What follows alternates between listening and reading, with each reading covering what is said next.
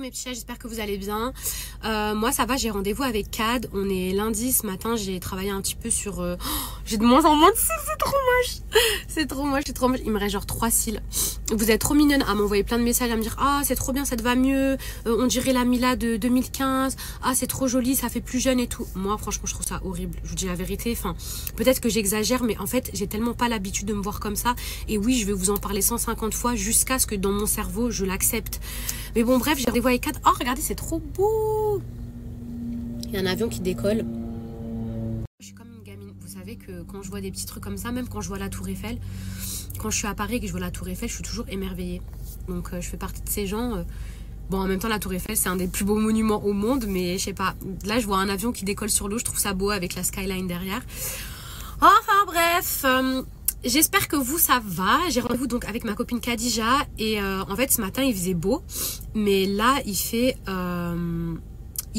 trop moche, genre là il fait genre gris. Et on a donc rendez-vous à la plage et il pleut. Les amours, j'ai retrouvé ma petite Cad dans ce temps ensoleillé. ce temps super chaud, il fait trop beau. Donc regardez, franchement cet endroit il est vraiment hyper mimi pour faire des photos et tout. Et il y a le petit coin, en fait on se croirait vraiment au Mexique, vous voyez, avec genre les affaires et tout.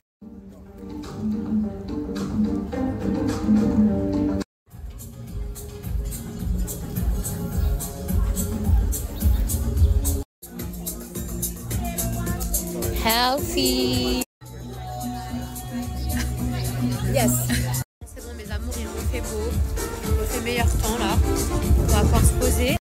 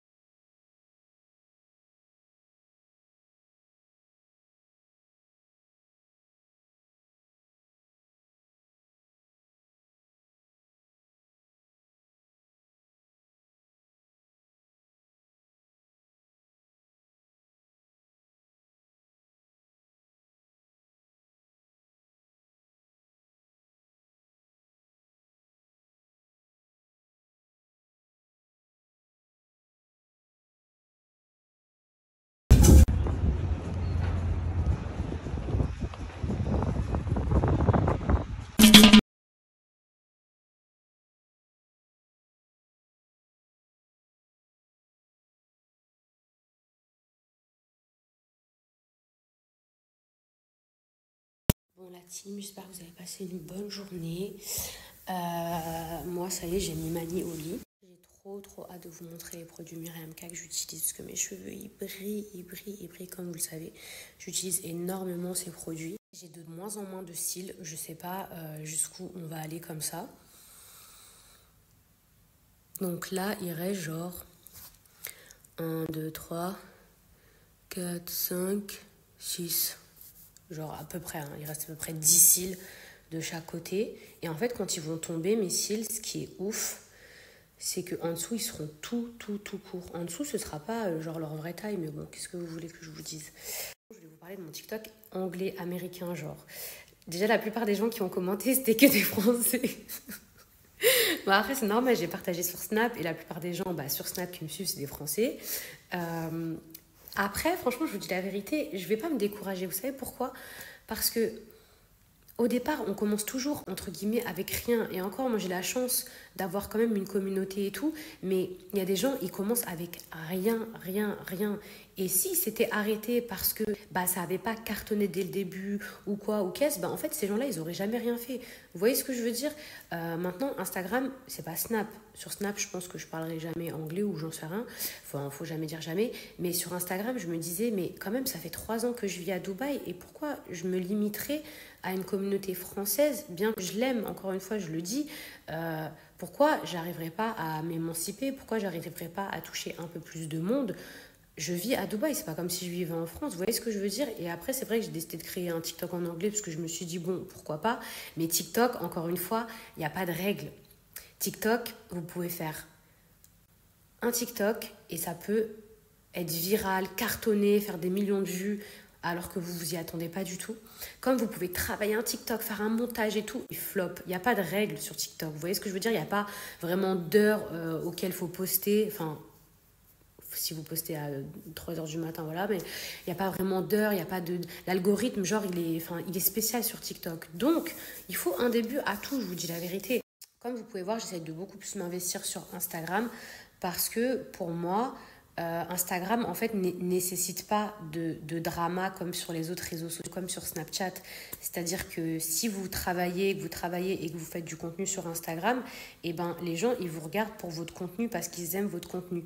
Snap, les gens, ils vous regardent parce qu'à la base, ils sont attirés par vos dramas. Ils sont attirés par vos crises d'hystérie, vos trucs et tout. Et après, ils commencent à regarder un peu votre personnalité, à regarder ce que vous faites et tout. Vous voyez la différence? À la base, si on commence à suivre quelqu'un sur Snap, c'est très très très rare en 2024 que c'est pour les looks de la personne. En général, vous allez commencer à vous intéresser à la personne parce qu'il y a eu un scandale, parce qu'il y a eu un drama, parce qu'il y a eu une trahison, parce qu'il y a eu un truc de fou. Et souvent, Snap, c'est ça, on ne va pas se mentir. Et quoi qu'il arrive, c'est très très dur aussi pour une créatrice de contenu d'être active à 100% sur tous ces réseaux sociaux. Quelqu'un qui est à 100% actif sur Snap, il ne pourra pas être actif à 100% sur Insta et sur TikTok, c'est pas vrai. Quelqu'un qui est 100% actif sur TikTok, il ne pourra pas être actif à 100% sur les autres plateformes. C'est pour ça qu'on dit un Snapchatter, un TikToker, parce que en gros, essayer d'être partout, c'est trop dur.